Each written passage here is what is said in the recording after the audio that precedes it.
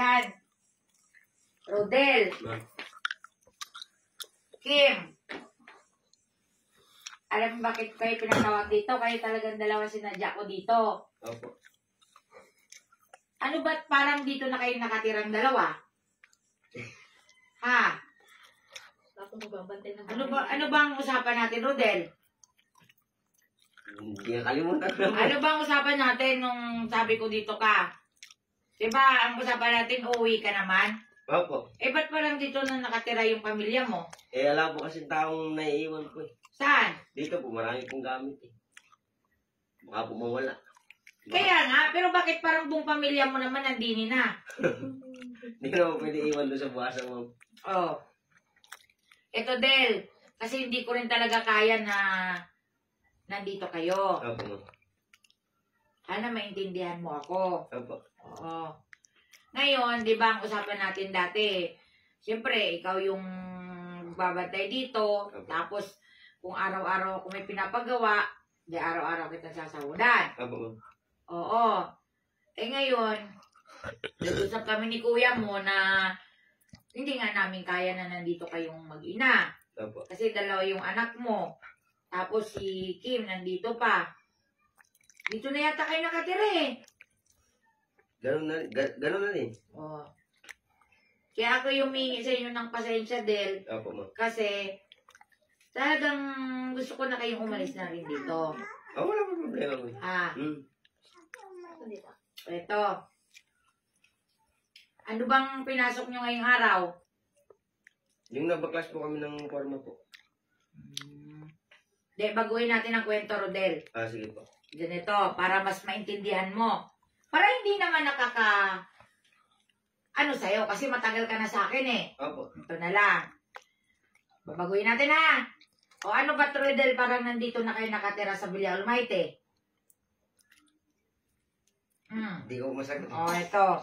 Total, nandito na rin naman kayo talaga nakatira. Opo. Ito, Kim, ha? Nag-usap kami ni kuya mo. Nasasahuran ka na lang din namin. Uy, hindi kita magkita palisin. Grabe ka naman. Hindi. Hindi, Del. Gusto ko yun kasi, syempre, pag nandito ako, gusto kasi ni kuya mo laging malinis yung bahay. Ah. Kahit wala kami dito, kahit winalisan mo na yung kahapon, walisan mo ulit ngayon. Ha, Kim? Ngayon, para may sarili ka din pera, ga. Ha? Para at least nakakatulong ka din kay Rodel. Ngayon, sasahuran kita ng 5,000 sa isang buwan. Okay na ba yun? Sobra na yun, ma'am. Ha? Di okay lang yun, ga. Para at least, hindi din kami na maiilang na, syempre, ga, pag-uutusan ka namin pag nandito kami. Kasi syempre, kagaya niyan, hindi namin kasama si Mangge. Pero, ang trabaho mo talaga dito, magkaiba sa trabaho ni Rodel. Si Rodel, taga-dilig ng halaman yan eh, tsaka ano ng aso. Gusto ko talaga dito, ga, malinis lagi itong bahay, ha? Bigyan kita ng susi dyan, basta kung pinagpagan mo kahapon, pagpagan mo ulit ngayon. Ha? Tapos itong mga ano natin, ga, pag may oras ka, kasi itong mga gilid, ito kasi yan, Kimi, o tingnan mo, ga, uli ka dito. Anuin mo ng kamay mo. Ba, puro buhangin yan. Pwede mo naman dalhin si Amara dito, sarado mo lang yan. Ha? Basta galinisin mo to lagi, ha? Ngayon, bibigyan din kita ng susi doon sa second floor. Gawa ng ganun din. Tapos sa ga, 1 linggo, kailangan kasi ito, matagal kasi ito tatanggalin. So, dapat kada linggo, tatanggalin mo siya ganyan, tapos papagpagin mo siya. Pati ito, papagpagin mo siya para hindi tayo laban ng laba. Tapos pag sinuli mo to, Kim, dito ka sa baba kumuha, ga. Yan, yung pleats niya na yan, yan, susundan mo yan. Yan ang susundan mo para mo maano dito, ha?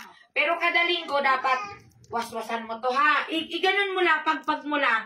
Tapos dun sa kwarto, ga, yung kama dun, pagpagin mo lang. Tapos yung bar na yan, kahit na nalinis mo na yan kahapon, nalinisin mo ulit. Ha? Tapos diligaw, ikaw na rin magdilig. Oo, yung halaman ko pala dito, may ano dyan, kung may balde na maliit dyan lang, ga, yung pinakamaliit na balde, yun, anuan mo ng tubig, tapos diligan mo yung halaman ko dyan, ha? Oo, basta yun ang usapan natin, Kim, ha? Oo, kasi total nandito na lang din naman kayo nakatira.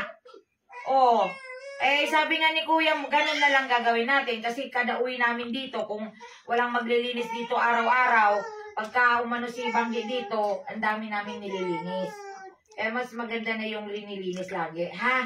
Okay na tayo? Opo. Sige na, lumayas na nga kayong dalawa. Thank you po, thank you. Sige.